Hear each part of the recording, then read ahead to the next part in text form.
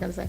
Based upon what you just said, a woman is designed to be in relationship. And I think when I use the word fulfillment, I'm thinking I use fulfillment and purpose interchangeably. Okay. But thinking that purpose, if that is my purpose, does that still lead a void because I'm not doing that yet? That's what I'm saying about unfulfillment, still having that void because I'm not walking in that design yet. Oh, this is good. Because I think last night I touched on a little bit, like for singles, there is, I didn't get into it, but there's an assignment that God has given single people. Sometimes single people are so into, I want to get married, that they're not looking at, okay, why am I single right now? What is God wanting me to do in my singleness right now? So that desire that you have right now, that should be done right now, because that may not line up with what your husband, remember we talked about once you get married, there's a purpose. God puts the vision in the man, but if, let's say you got some kind of, purpose that is contradicting what God has told him, well, and now we got division. So really in your singleness is a wonderful opportunity to really connect with what God put in your spirit about, so that you can get that out. Does that make sense? Yeah, it's that preparation. See, again, that's remember I said fulfillment is a journey. So when you're not doing that, the only time you have a sense of void is if you're not preparing to do it. If we really believe God, then we believe the preparation. Like for what we want, like, I don't know, nobody in this room wants like, just give me anything. We want that great thing, whether it's the great relationship, the great purpose, so great things have great preparation, but it's almost like, yeah, I know, but I'm good with just this little bit of preparation right here. But would you be good with this level of results down the road? So God is actually wanting to give you what you desire. He's just preparing you for it. I was just going through things. I was fortunate enough to have Pastor Keith walking me through things, but I was one of those people that had a vision that God gave me, and I was single. But the vision that he showed me dealt with marriage. So I was constantly looking for a wife to be married to help me right with that vision. I mean, I walk in the church with my head on the swivel, like is she the one? Is she the one? Like everywhere I went, I was like, I wonder if that's her, because she's at church, she loves God, and that's kind of how I live my life. And he always kept talking to me about preparation, and I denied, I guess kind of mentally denied being single for a long time because I was divorced. So I would never go to singles events or anything like that because I was like, well, I'm divorced. And when God was like, well, what do you think that means? It means you're single. and so then he took me back to what he originally showed me and how that broke down into my preparation and what I was supposed to be doing. So when Pastor Keith asked me to speak for today, like I knew that's what I was supposed to be doing now. Because what he showed me was a vision for marriage, but it dealt with healing and wholeness, creating whole people to have whole marriages. And whole people start when they're individuals, when they're single people. So it's like, that's a part of your preparation. It's like you deal with singleness, embrace where you're at, help other people embrace where they're at so they can become whole people. Then when you get in that process of getting ready to get married, you're ready because you're whole. But it took me a minute to even want to deal with it. You said a minute, like maybe like 10 years. I mean, he was talking to me about marriage for the first time, and you can't, like, somebody mentioned Hosea, you can't bust nobody's bubble like that. But I'm like, right now, you doing marriage? Right.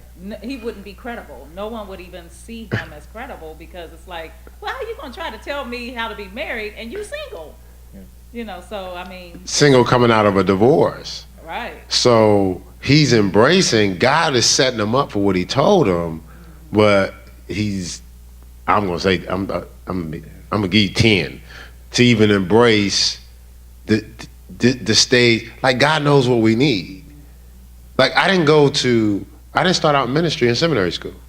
Honestly, I started out ministry in the foster home.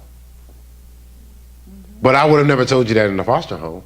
Then the next stage is I went to college. I wouldn't have told you that then. Then I would start working with juveniles. I thought I was stumbling on working with juveniles. I went there for a summer. I still had eligibility to play college basketball.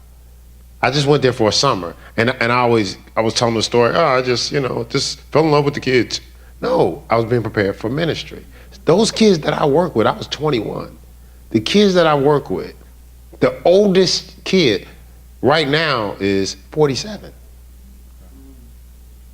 The youngest is 42.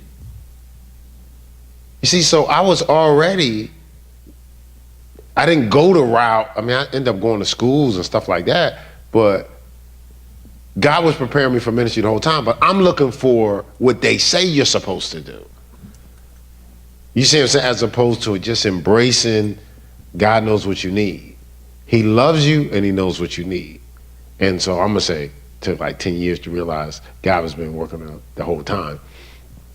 I just give you 10, 12, 14, 16, 18 years. Let's do a couple more. What should be the Christian route to marriage? There's a debate about dating versus courtship. What is God's perspective on that? I'm just discerning that the person that wrote this question is not here, but I don't know how I figured that. Just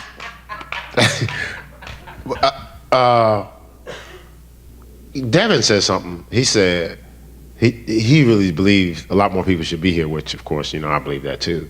Because singles don't rarely get anything for singles, so now we actually created something for singles. And some singles probably thinking like Ernest, maybe not from the divorce, but like, I ain't going to no single thing because, I'm in a relationship. You single.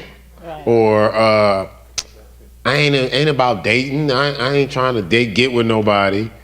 So that was another one. Then I'm divorced. I'm not really single. Or I want to go like I'm desperate to be. That's not what it's about.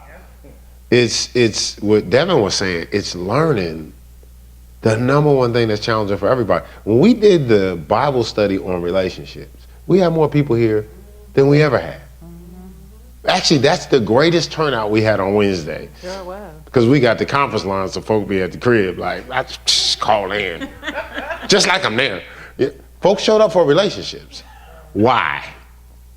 Everybody deals with relationships. So that was his point. His point was, we don't know. So, and I shared this last night, that's why we have a singles conference. Not just to, let's do something so maybe singles can get together with other Christian singles. No, this is not online dating.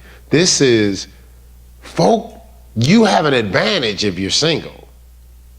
Ask the people, I told the married people to come because they didn't get some things. So they can actually get what they didn't get, like, okay, I need to apply this now. And then the single folk can get it in advance, so now you don't carry baggage into your covenant. And that's the challenge. So courtship, which very few people do, the whole purpose of court, that's the discovery stage. So before you commit, before you go all in, and some type of bug. All right, before you go all into the relationship or during the courtship process, we would say stuff like, don't even invite him to your parents until this is definitely the one. Because you go on to, cookouts and stuff like that. Then now when it turns out it's not the one, it'd be like, what happened to Jimmy? Right. Or sometimes you still invite Jimmy to the cookout, but now Jimmy's cool with the family. Now you got a new guy to come into so he's like, who's this? No, then he show up, they'd be like, oh, so you must be Jimmy. Right. No, my name's not Jimmy. Who's Jimmy? Nobody? Or like, remember what happened the other week? Young lady came in, so when I saw the guy, I was like, oh yeah, I've heard a lot about you. Oh Lord. He's not the guy. So I was like, oh, okay, I know it's not the guy. The other guy was just a person next door. This is the guy, right? No. That was somebody else. You see what I'm saying? So, but what happens is through the courtship process, you don't interact like a couple. You don't private date. Like you don't do date where it's just you one-on-one, because even if it ain't the one, listen, right now,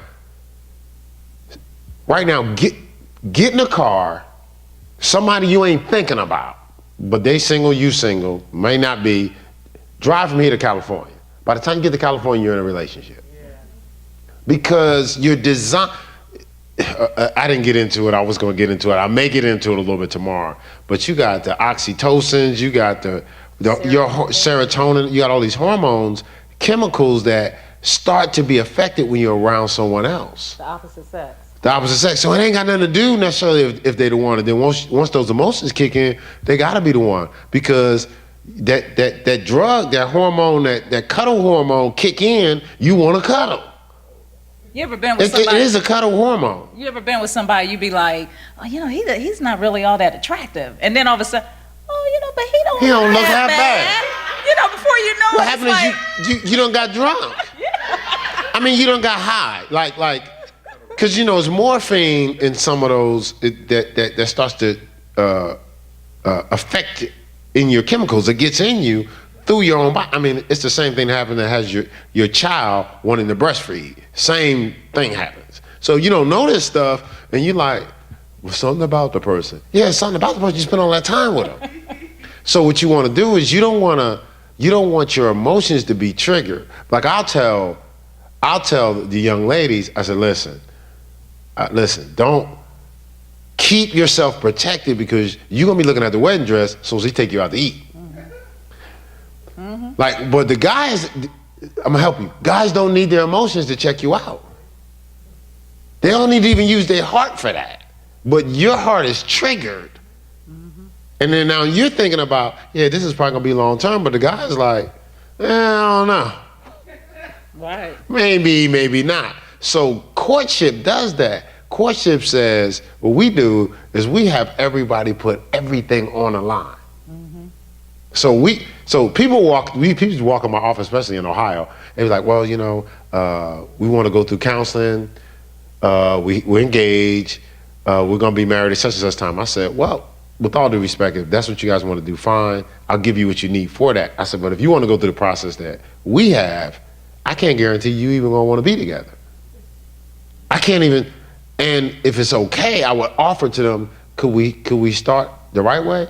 Could you take the ring, put it on the shelf till we go through courtship? Because once you go through courtship, you may not even want the ring, or you may not want to give the ring, because now we're gonna talk about everything. Yeah. We're gonna put all the exposures. So now when you go into engagement, you're engaging a genuine person. You know everything. Mm-hmm. And you're going, hey, this stuff, we got the tools to work on, this stuff. But you don't marry somebody or get caught up in a relationship. Now you already set the wedding plans and you find out as far as their financial footprint, they don't have to be crazy. What they do is they cash their checks and they just, they spend all their money on online gambling or something. They never pay bills. That's their philosophy. You want to know that ahead of time. Not that that's a deal breaker, but now maybe we can talk about some tools to, okay, this is how we should do our finances. And so that's what courtship does. So now you don't have, sometimes you can waste 10 to 15, not 10 to 15 years. Well, some people do waste 10 to 15 years. But you could be wasting years with somebody that ain't gonna be the one. But if you take them through so courtship is always good. Then when you get engaged, you should be moving towards marriage, not 5-year engagement. You should be like, see, it's a momentum. Courtship, once you come out of that, we're ready to get engaged. Now, engagement is where you learn how to be married, not where you figure out if this is the one. Courtship is where you figure out if this is the one. Yeah. And then now you don't have to deal with, I'm sorry, babe. Now you don't have to deal with, I got to break off an engagement. Right. Well, we've been sitting in church for the last 17 months together. Now what's going to happen when I show up at church without him? Courtship, you ain't sitting together. Right. Right. Courtship, you ain't going to the cookouts together. You're definitely not having sex. Oh, I thought that was a no-brainer, but no, that's you ain't doing all that touchy. You ain't doing nothing that you can't disconnect